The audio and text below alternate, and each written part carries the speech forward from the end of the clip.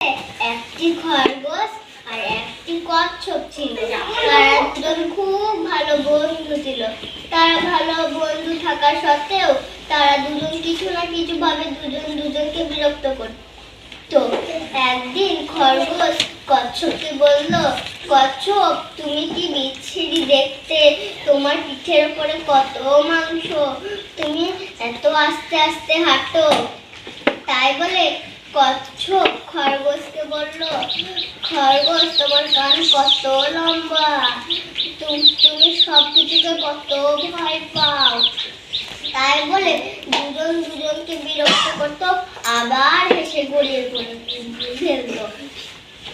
একদিন খরগোশ কচ্ছপকে বলল, কচ্ছপ, আমরা দুজন প্রতিযোগিতা করি।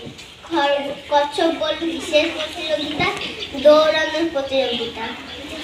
তাই বলে দুজন দৌড়ানোর প্রতিযোগিতা করলো।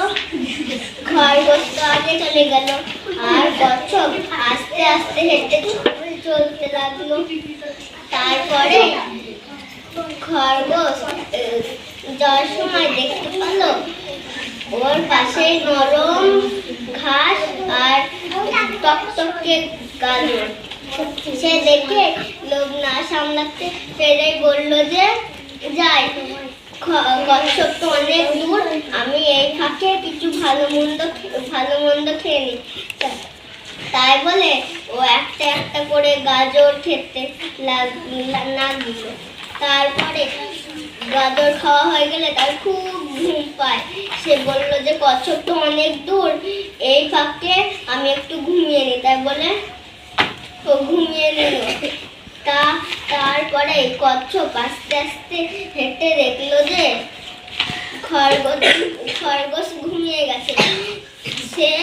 সে খুব খুশি হয়ে আস্তে আস্তে হেঁটে নদীর পাড়ে চলে গেল।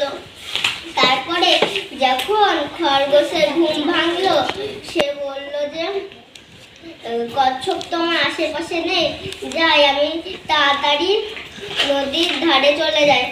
তারপরে ও গিয়ে দেখলো যে কচ্ছপ নদীর ধারে আগে চলে গেছে। এই গল্প থেকে আমরা কি শিখলাম? কোনোদিন কাউকে ছোট করতে নেই, কারণ সেও একদিন বড় হবে।